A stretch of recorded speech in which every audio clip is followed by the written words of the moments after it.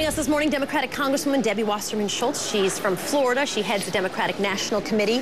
What happened? Explain that whole thing to me, because that was a bit of a mess yesterday. The platform in 2008 had God and had Jerusalem as the capital of Israel. It was out in 2012. Why? Well, here's what happened.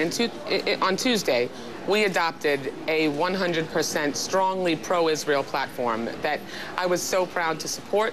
I'm told that I'm the first Jewish woman to represent Florida in Congress. I bring my love of Israel to work with me every single day. So I was proud of our platform already. In fact, it has stronger language even than the Republican platform on preventing a nuclear-armed Iran.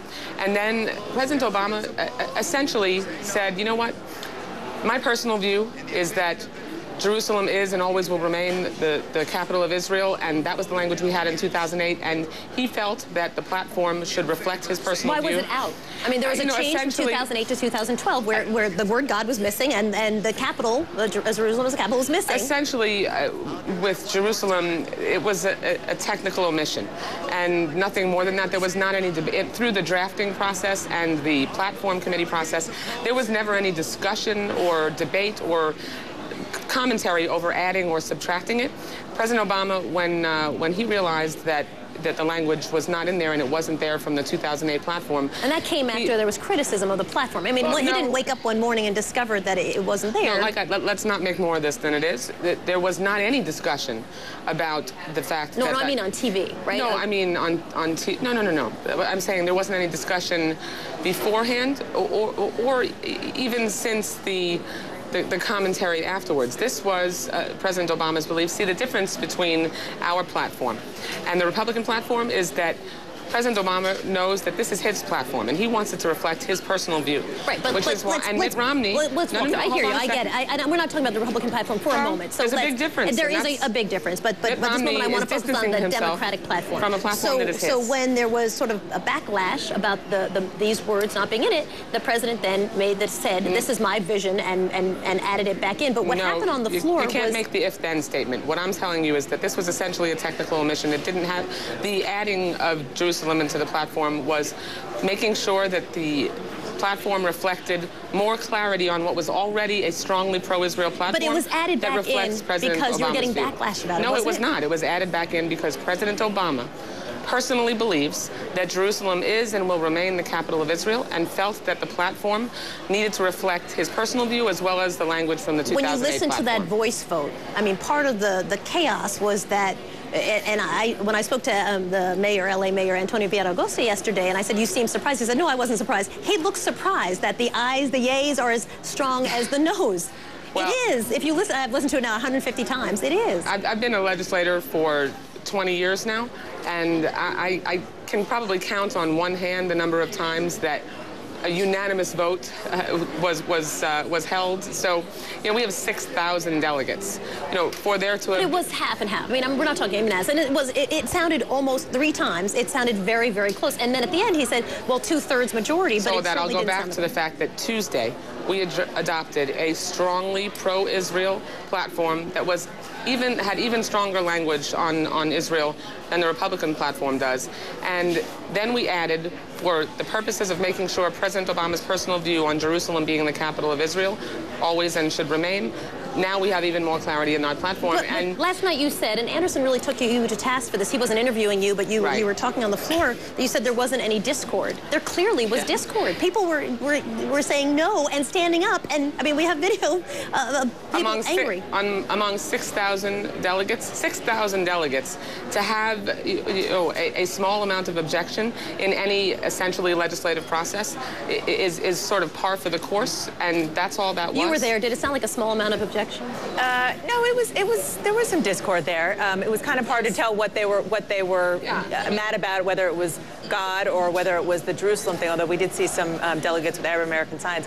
My question is, yes, I think it's fair to say that there was strong pro-Israel language in the platform, but you know so well, maybe more than most, that the issue of Jerusalem being a capital is so politically sensitive. Was it just... how did it happen that that wasn't in there, given the fact that it was such a big deal that it was added 4 years ago for the Obama campaign to have an olive branch to the Jewish community? Like I said, our platform already reflected President Obama's incredible record in support of Israel, reflected that President Obama has always had Israel's back and will continue, as will the Democratic Party. And he believed, because this was omitted, he believed that it needed to reflect his view on Jerusalem remaining the capital of Israel. And so, for purposes of clarity, he felt it was important to add it in. And did you? Did I feel it was important to add it back in? Absolutely, yes. So David Frum is shaking his head, no, no, no. I wasn't at the platform meeting. And it's possible you've done your platform differently from every incumbent president in the history of modern platform writing. But the way it normally works is the president has somebody there. And on any issue the president cares about, the president indicates to the platform writers what the president would like to see. And on foreign policy issues... the Republican platform with the Human Life Amendment and Mitt Romney? No, the Republicans don't have a president right now. You're right. The Republicans don't have a president right now. But when... The candidate or the president... Let him finish his question. But presidents have a lot of sway. And on foreign policy, because they have patronage powers, and Mitt Romney has much less control over his party than a President Romney would do. But the president did... Okay, the question is, did the president not have somebody there? And if the president felt so overwhelmingly, passionately, strongly about Jerusalem, notwithstanding the fact that he didn't talk about either in his big Middle East final status speech, if he felt, why didn't he just indicate, people do me a favor, include the language I want? He doesn't have a bad representative there. I've been listening to what Debbie's been saying, and apparently you're not listening. What she says is this is an election between Mitt Romney and President Obama, and we wanted to make sure that the platform reflected the president's position on this issue. But our platform writers forgot. But in your platform, you have Mitt Romney running away from your platform on some issues. So we wanted to make sure that the president was in sync with the platform, and that's why they made sure that his position was in there. But it seems like an important issue to have a mess up on, right? I mean, of all the issues, of all the things that you could have a mistake on, this particular one seems like a really big one to be like, oh, technical issue. Let's be clear. I think that's why people are a little cynical about that. Clarity here is important. I agree. When President Obama realized that an important issue like Jerusalem, which he believes is and should remain the capital of Israel, when he realized that that omission was there, unlike Mitt Romney, who says that he opposes his party's platform on human life and that he wants an exception for rape, incest, and the life of the mother, never insisted, never did anything about it, didn't even try to change it. President Obama, when he realized there was this omission, said this platform should reflect my personal view, and now it does. The reason why what you're saying is so non-credible is because we all know President Obama does not feel strongly about Jerusalem. He walked back his AIPAC speech in 2008. In his big Middle East final status speech, he made a commitment on borders. He did not make a commitment on Jerusalem. We all know he doesn't feel strongly about it. That's why this is explosive. Strongly object and disagree with you.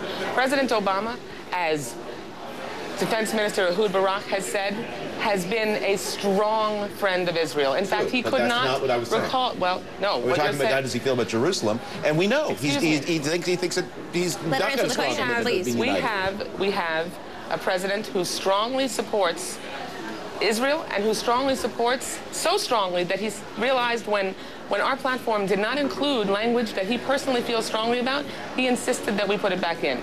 And let's compare that to the previous administration, who also had a president that said Jerusalem is and should remain the capital of Israel, and that he would move the embassy, and didn't. I mean, words matter, but deeds matter more. And President Obama has consistently had a record standing by Israel, having Israel's back, and making sure, unlike Mitt Romney, that he wants his platform to reflect his conviction. There's a clear choice and a clear difference. Words clearly matter. That's why we're having this debate about what happened on the floor, because that was chaotic. And now the words are in our platform because President Obama's personal belief was that they should be there. Congresswoman Debbie Wasserman Schultz, nice to have you with us. Thank you. Appreciate it.